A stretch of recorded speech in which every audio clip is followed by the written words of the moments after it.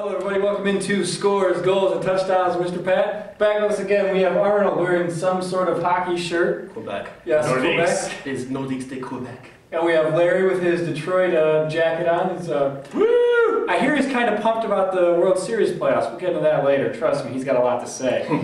This week, first off, apologize, haven't been doing the show. We've done them, but haven't been able to work because the sound hasn't working. It's very frustrating. Technical difficulties. Yeah, we think we got it now, so we're going to do 2 this week. Producer error. Yes. Yeah. Anyway, we're going to start with a World Series playoff, baseball playoff special. I know these two guys want to talk about it. But before we get into that, we're going to talk about some of the things that are going on in baseball.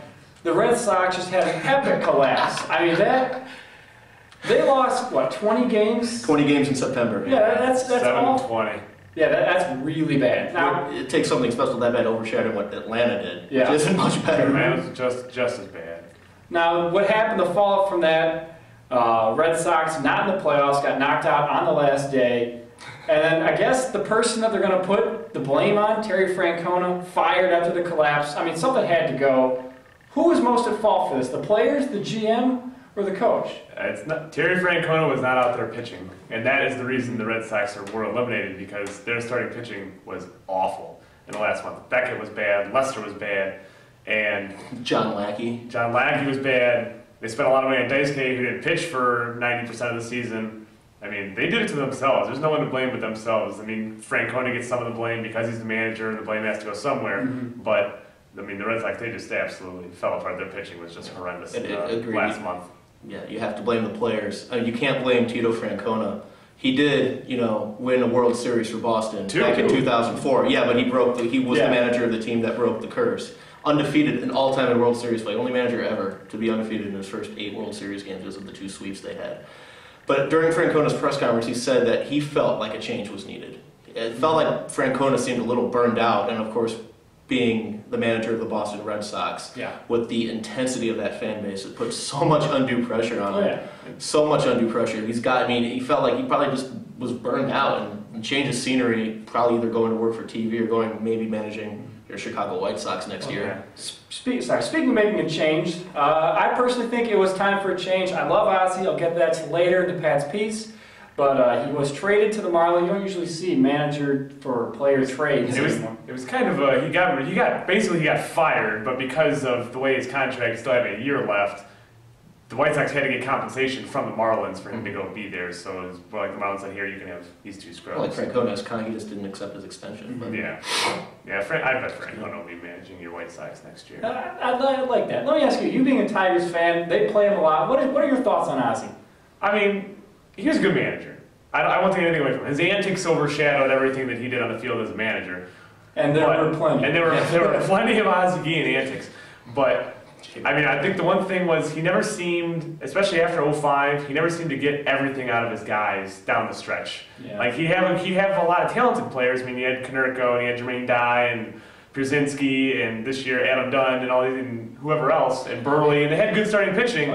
But he was never able to put it all together to put them in a run to get past Minnesota and get past Detroit after 2005. He just wasn't able to find the magic that he had in his first year.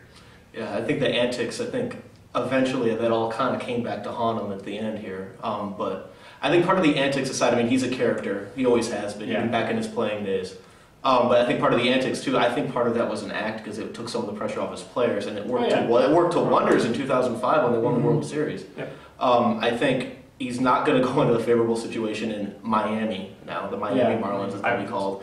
And with the lack of payroll and the lack of real interest for that team down there, I don't know. I mean, Ozzie's a big name. He's going to attract a lot of fans, and he's going to bring attention to the team. They do have some good young talent in Florida, I will say that. They have Mike Stanton, who's a good young power hitter, who no one knows about yet. They have Hanley Ramirez, who's still there. So, I mean, and Josh Johnson, who's one of the best pitchers in the NL. So they have the pieces to start putting a team together. But we'll kind of see where that goes. As soon as they get together, though, then they're going to trade them all the way. Well, there's that. So we're going to move on to the MLB playoffs. I guess the only place we can start, judging by the jacket he's wearing, and this was the biggest game, the biggest series we have. Detroit against New York. Game 1 Friday was rained out, just bizarre. 2 innings, an inning and a half gets played, and they suspend it. both pitchers, really a disservice to baseball. You get two of the best pitchers in the AL not being able to play the next game. It just put a whole damper on the series. New York won the next game, and then the Tigers came back today, won 5-3. How do you see the rest of the series shaking out? I think the series is very much in the Tigers' favor now. They've stolen home field advantage. They got 2 of the last 3 at home. They got their stud Cy Young potential MVP winner going tomorrow. And then the best thing that could have happened with that rainout was A.J. Burnett now has to pitch for the Yankees. He's got to pitch game 4. Everybody in New York loves A.J. Burnett. And I'd take Rick Porcello over A.J. Burnett any day of the week. And then you go back to New York and potentially having Doug Fister pitch in game 5 with Verlander available potentially out of the bullpen. I like the Tigers' chances right now. They seem to get the bats going today.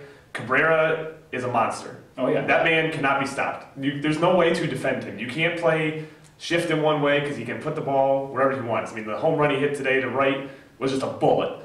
And granted, not a home run in Detroit would have one hopped the wall. I think 2 other home runs today would have been a home run in Comerica. Granderson's home run and Swisher's would have not made it out today. But their offense seems to start clicking. They really need Avila and Peralta and Austin Jackson to get going. Yeah. If those 3 give anything the next couple games, it's over. I don't think the Yankees will do anything against Verlander. I think he might have won that game in game 1. Fister pitched well outside of one kind of bad inning, and then Albuquerque gave up the grand slam to Cano, which just pitch didn't do anything. So, I mean, I do like their chances going home with Verlander coming on the mound again. Well, to be fair, he did throw a lot of pitches in that inning he was in. Yes. He didn't get any hits. Pitches. Yeah, but he did walk a few guys. But yeah, still, I mean, with what's his face? With Verlander, you never have to worry about pitch count. I mean, his last outing out, he threw 120 pitches, and that's not even that much. That's what he does. The man's a monster. He threw the most pitches in the league this year by a large margin. I'd worry about that down the road, but in the future seasons in his career. But. Yeah, I mean maybe down the year, but he knows at this point he knows how to pitch now. He's not just throwing. He knows how to pitch. He knows how to conserve himself. Before he'd come out and throw 97, 98 in the first inning. Now he comes out generally throwing about 92 to 94 and starts cranking it up as he goes along. So I mean, I really think being at home, the Yankees don't have the short porch in right field anymore to help them, where they got a few extra runs the last 2 days that wouldn't have happened in a lot of other parks. Mm-hmm. So I definitely coming home helps the Tigers.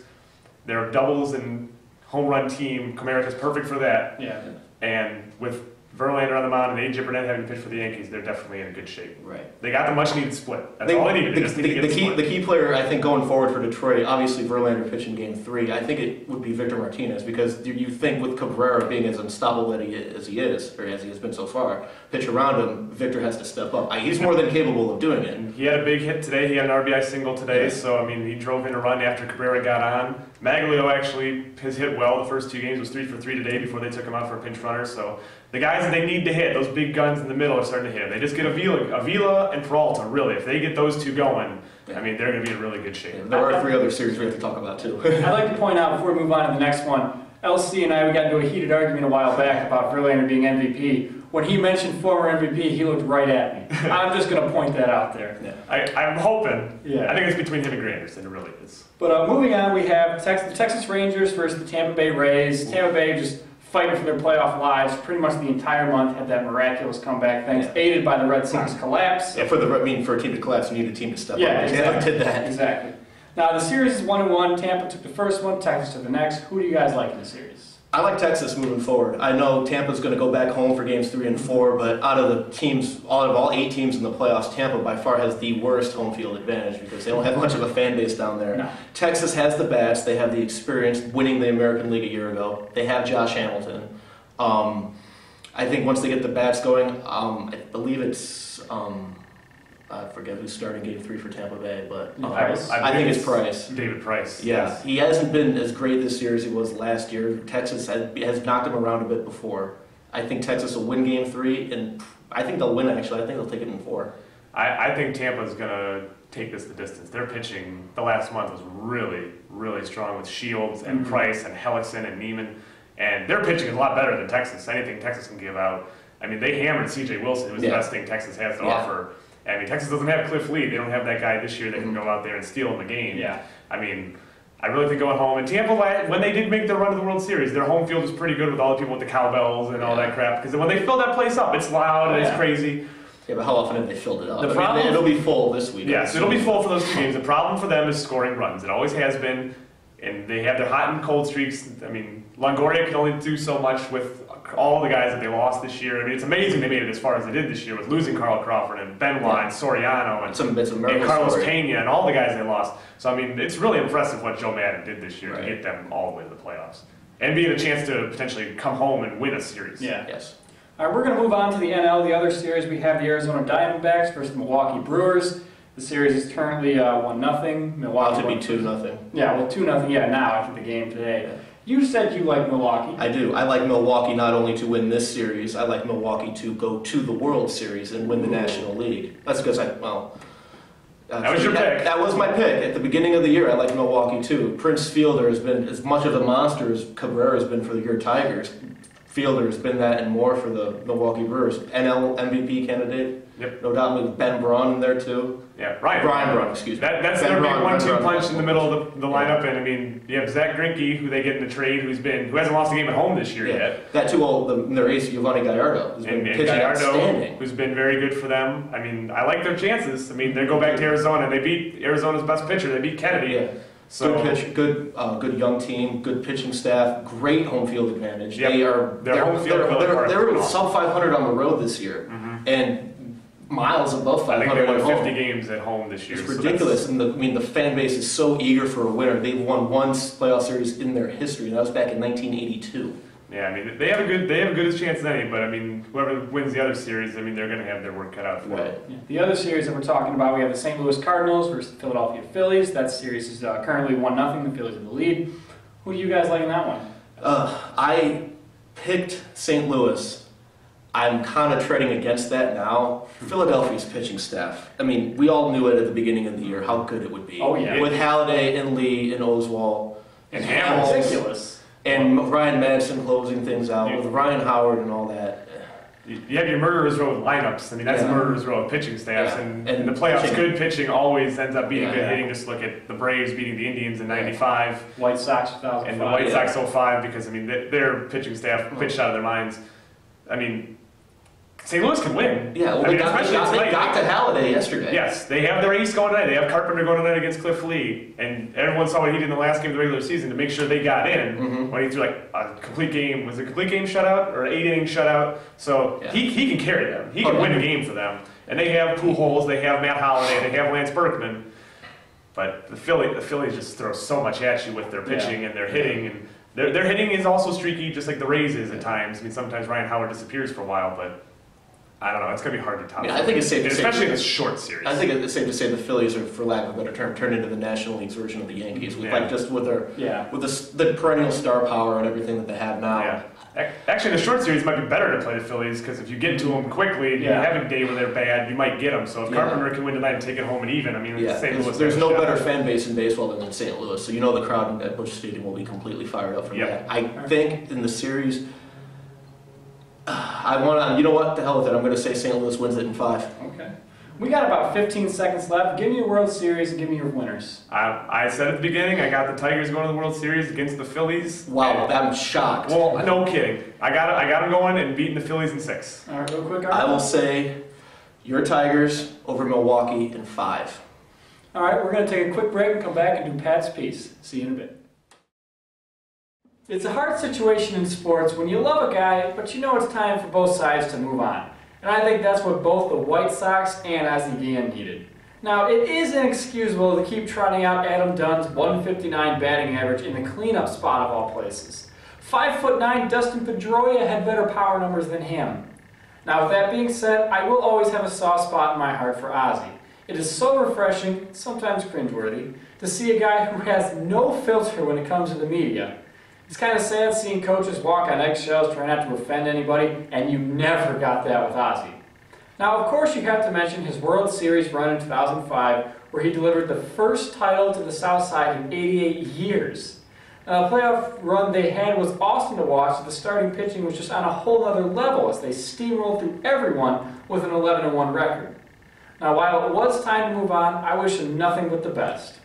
Thank you for watching Scores, Goals, and Touchdowns, Mr. Pat. See you next time.